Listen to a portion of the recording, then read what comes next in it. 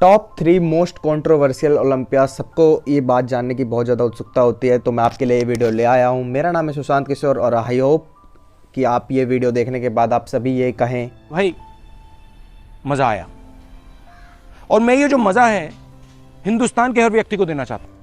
चलिए, पहली जो कंट्रोवर्सी हुई थी, जो सबसे ज़्यादा लोगों को आज भी वो चीज़ खलती है, वो थी 1997 के मिस्टर ओलंपिया की, क्योंकि उसमें नेल्सन और डोरियन येट्स ये दोनों फर्स्ट और सेकंड आए थे। उस टाइम पे नेल्सन ने अपनी बॉडी की जो पीकनेस दिखाई थी वो सबको ये दिख रहा था। आप भी इस वीडियो को देख के पता कर सकते हैं कि डोरियन येट्स से बहुत अच्छे साइज़ में, और जो उनकी कंडीशनिंग थी बहुत अच्छी थी, जबकि डोरियन येट्स उस टाइम पे अपनी पीक पे बिल्कुल नहीं थे। उनका जो लेफ़्ट आर्म है, उसका जो ट्राइसेप है, उसका जो टेंडन था, लिगामेंट, वो टूट चुका था, जिसकी वजह से उनकी बॉडी की पूरी जो पीक थी वो उस सही तरीके से हिट नहीं कर पाए थे। लेकिन फिर भी जजेस ने जो अपना पार्शियलिटी थी वो दिखाई, डोरियन येट्स को उनका जो छठा टाइटल था, छठा मिस्टर ओलंपिया टाइटल, वो जितवा दिया। क्योंकि डोरियन येट्स के बहुत सारे ऐसे अच्छे क्लोज फ्रेंड थे और one of the good friend उनके जजेस में से ही थे, जिसकी वजह से उन्हें वो फेवर मिला और उन्होंने वो छठी बार अपना टाइटल जीता और नेल्सन को सेकंड प्लेसिंग दी गई।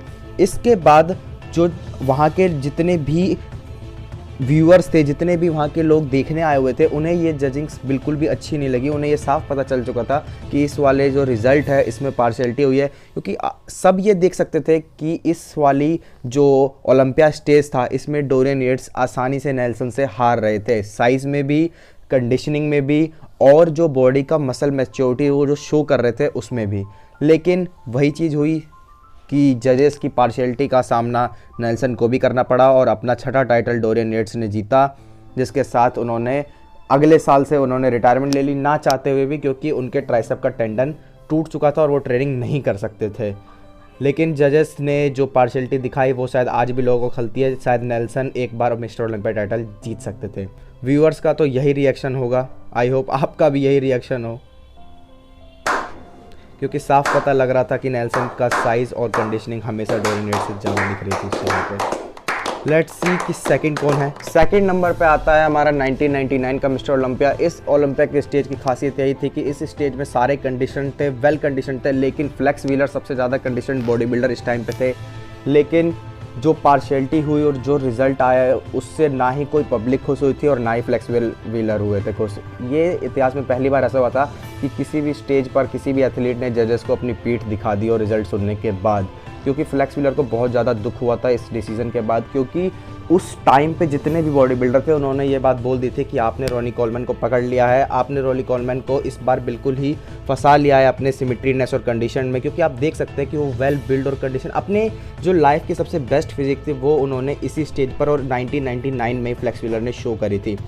लेकिन जो जजेस की पार्शियलिटी थी वो दिखाई दी इस जगह पे, क्योंकि ये बात तो शायद मेरे को भी ऐसा लगता है, क्योंकि बॉडी बिल्डिंग गेम ही ऐसा है कि हर बंदे की अपनी नज़र होती है और हर बंदे का अपना फेवरेट एथलीट होता है। मैं भी ये सोचता हूँ कि शायद ये डिज़र्व करते थे एक बार उस साल कम से कम जीत। बताओ गलती है किसकी? अब लो सुना क्या, ये भी मेरी गलती है। नहीं भाई मेरी गलती है। नहीं मेरी गलती है।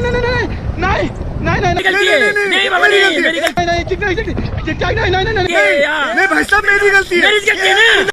थर्ड नंबर पे तो शायद सबका सबसे ज़्यादा फेवरेट यही था, क्योंकि अभी के जो जनरेशन है उन्होंने इन्हें ही देखा है, फिल हीथ वर्सेस काई ग्रीन।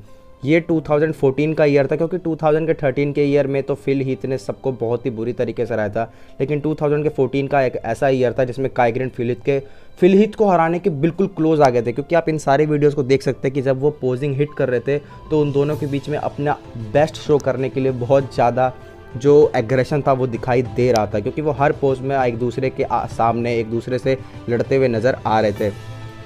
इस वीडियो की सबसे खासियत बात यही थी क्योंकि इस ईयर में जो काई ग्रीन है उन्होंने आर्नोल्ड क्लासिक जीता था फिल हीथ को ही बीट करके। लेकिन जब वो ओलंपिया स्टेज पे पहुंचे तो उस जगह पर फिल हीथ को जिता दिया गया था। काई ग्रीन उस साल हार गए थे।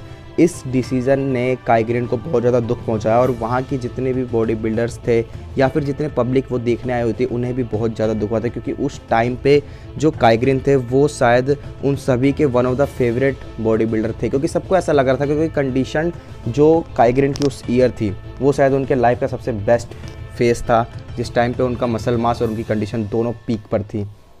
सबको ये लग रहा था कि काई ग्रीन शायद ये स्टेज जीत सकते हैं और फिल हीथ को वो हरा देंगे, क्योंकि सबके फेवरेट एथलीट उस टाइम पे वही थे। क्योंकि सबसे ज़्यादा जो उनकी बॉडी की खासियत ये थी कि फिल हीथ का गट उस टाइम पे इशू बनना स्टार्ट हो गया था, लेकिन काई ग्रीन उस टाइम पे सबसे ज़्यादा मोस्ट कंडीशनड एथलीट और बॉडी बिल्डर स्टेज पे दिखाई दे रहे थे। मैक्सिमम चीज़ तो यही है, काई ग्रीन तो यही सोचते होंगे। साले को बम से उड़ा दूंगा एक बार हाथ में आ जाए तो। इस वीडियो में तो आप देख सकते हैं कि लोगों को काई ग्रीन कितना ज़्यादा पसंद थे। ये है आर्नोल्ड क्लासिक की पिक, जिस पिक में जिस वीडियो में काई ग्रीन ने फिल हीथ को बीट करके आर्नोल्ड क्लासिक का गोल्ड मेडल जीता था।